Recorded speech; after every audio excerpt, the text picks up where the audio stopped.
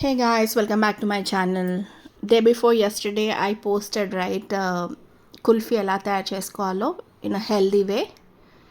So actually yesterday release చేయాల్సినది video ఇది. So I was not well and I am releasing it today.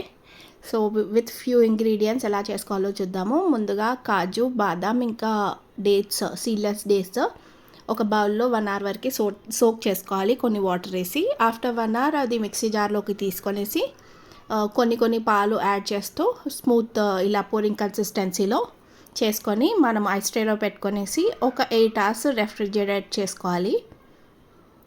And after 8 hours look at this very yummy and tasty kulfi shots are ready. Hope you like the video guys. If you like the video, please like, share and subscribe to my channel. Thank you for watching.